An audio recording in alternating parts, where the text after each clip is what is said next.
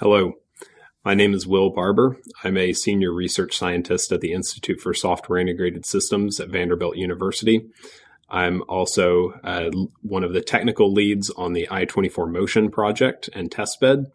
I'm here today to talk to you about a system overview of I-24 Motion, give you a bit of history about the project, and what we intend to do with the testbed and the data that comes from the system. We've recorded some other videos about the testbed that give you more details on individual components that I'll reference throughout. So without further ado, I introduce to you I-24 Motion. This is a new on-road testbed for traffic science, traffic control, and connected and automated vehicle studies. We have built the testbed in coordination with our project partners, the Tennessee Department of Transportation and Gresham Smith. The Tennessee Department of Transportation is the testbed owner, since this is on an open road interstate outside of Nashville, Tennessee. I-24 Motion was conceptualized as an open road testbed because such facilities didn't exactly exist in order to study connected and automated vehicle technologies inside of real traffic streams. So we built this to be really a traffic science community resource for ultra high resolution traffic observation. We can also study integrated corridor management strategies with I-24 Motion, as well as do real deployments of test vehicles in the connected and automated vehicle space. In order to accomplish the traffic observation goals of the testbed, we installed a large number of 4K resolution video cameras situated on top of very high roadside traffic poles in order to get a top-down view of traffic, and through this network of cameras, achieve 4 miles of continuous coverage so that we can observe vehicles from the time they enter the testbed to the time they exit. This vehicle data is anonymized without any personally identifiable information, but it's our goal to be able to create a continuous trajectory of each and every vehicle on Interstate 24 in the section of the testbed. Compared to existing data sets of complete high-resolution vehicle trajectory data, I-24 Motion stands as a step change on top of existing data sets of this sort. So one of the pioneering data sets was NG-SIM, collected in 2006 on a roadway in California. This data set was instrumental in the traffic science community and drove a lot of analysis and innovation in the area. But in order to really create data-driven traffic studies on very large data sets for thousands of vehicles, we really needed additional trajectory data past what was available today. So I-24 Motion, because it is a permanent infrastructure and designed to run continuously, will capture rare events as well as a very large body of vehicle trajectory data that can train AI models and perform analyses day over day, as well as longitudinally. I-24 Motion produces a lot of video data in the realm of 31 petabytes per year. Because of the size of the video data, we're not able to actually store all of that. We, in fact, process it in real time and throw that video data away. We don't maintain any personally identifiable information in the data set. We just produce anonymized vehicle trajectories. But even those vehicle trajectories are a very large amount of data. So we will, in some additional tutorials, show you some techniques for working with this data, since it is a very large, big data project that requires some specialized techniques to analyze the trajectory data. I'd like to introduce really quickly our validation system. So back in 2020, we actually constructed a sort of full or a replica of the camera and pole setup with 3 roadside traffic poles hosting 18 cameras. This was to basically try out the new camera technology and our processing techniques, which we had to develop custom for the testbed. So these 3 poles were really instrumental in setting the foundation for what would ultimately become I-24 Motion.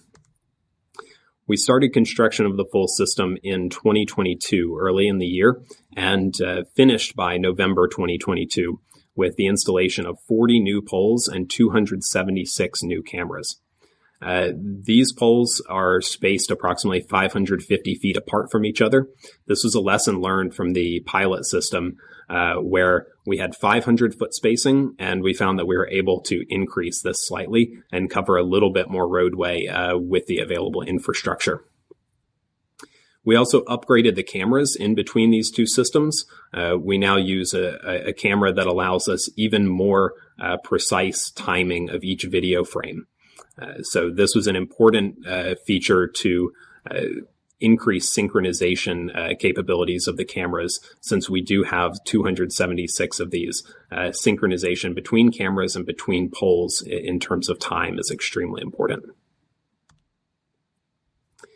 One of the innovations that allows us to actually place 6 cameras on each traffic pole was the development of a custom piece of hardware that we've referred to as the Beetle. This is developed and manufactured by a company called MG² out of Alabama. And the Beetle really built upon the work of MG² in camera lowering device technology by not just allowing us to physically put 6 cameras on a single pole, but also transmit the video streams of those cameras through the camera lowering device at the top of the pole down to the base of the pole where that transitions onto the fiber network. That camera lowering device transmits that video signal through a specialized communications block that also allows the entire Beetle apparatus to be lowered to the ground for camera cleaning, maintenance, and replacement of hardware. This is an important feature of the testbed. Since this is designed to be permanent infrastructure, we want to make sure that maintenance is easy to perform by the Tennessee Department of Transportation and their maintenance contractors. I mentioned that I-24 Motion is situated outside of Nashville, Tennessee. This map gives you an approximate location of the testbed, the 4-mile length. This is approximately 5 miles outside of the core of Nashville. It encompasses 3 interstate interchanges. This is a highly trafficked section of I-24 that includes a lot of commuter as well as freight traffic. And you can see the location of the testbed relative to Vanderbilt University as well. I outlined the fiber network of I-24 Motion on this map. Since this is a very large, a lot of network traffic of streaming video, this is actually the entire testbed is connected directly to the computing cluster inside a Vanderbilt data center, directly on a fiber network, uninterrupted. And this is important so that we can backhaul all of that video for processing. This figure gives an overview of the layout of the 40 camera poles. So this diagram is not to scale, but gives you an idea of how these are situated throughout the 4 miles of the testbed. So annotated on this diagram are the 3 interchanges as well as their ramps, as well as the mile markers throughout the testbed that are referred to at some points in the data. We also have an elevation and grade profile for the testbed. So this is not a flat section of interstate. It is mostly straight, but it is not flat. And this grade and elevation data is available as auxiliary data files, which we have documented in the data documentation for the testbed. This is just a quick drone video that gives you an idea of how the testbed is laid out. You can see on the near side of the roadway to this video some of the camera poles. So this top-down view gives you an idea of the type of data that the cameras are seeing and the type of data that the trajectories actually contain. So you can imagine each of these vehicles in this video as a trajectory that spans the entire 4-mile length of the testbed. You see some additional camera poles here, as well as the westernmost extent of the testbed. Nashville would be off in the distance on the skyline here. So we will talk a lot more about trajectory generation and processing in other videos, but just to give you a brief overview of what's happening inside the data center, inside the processing pipeline, we, from the video, generate high precision 3D bounding boxes for every vehicle within the field of view of each and every camera. Those 3D bounding boxes are very important because the footprint of every vehicle is something that we really need in the trajectory data. In order to see bumper to bumper and vehicle spacing, we really need to know what the footprint of the vehicle is on the roadway. There is a coordinate transformation that has to happen between video, sort of the video perspective and the top-down roadway perspective. And that coordinate transformation, as well as the coordinate system, is going to be discussed further in future videos. I mentioned that there is a hardware and software pipeline that processes all of this video data, and this is hosted inside of a Vanderbilt data center. We use 10 video processing nodes, each hosting 10 GPUs, as well as storage and CPU cores in order to actually process all of this video data. So this is a very large server cluster responsible for processing all of that video data into trajectories. More information about the software processing pipeline, again, will be available in future videos. But we just wanted to highlight that there is a lot of computing hardware and a lot of software behind the scenes that makes all of this possible and produces the trajectory data from I-24 Motion. And finally, a few words on data sharing. So I-24 Motion was really envisioned as a community resource within the traffic science community, and it is our full intention to produce and share the data that comes off of the system for others to use now and into the future. So there is, as of the time of this recording, our initial data set from the I-24 Motion system, which we have codenamed Inception. It's available for free download on i24motion.org/data.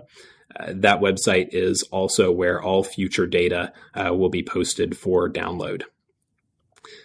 In order to download that data, all you need to do is request a free account on the I-24 Motion website.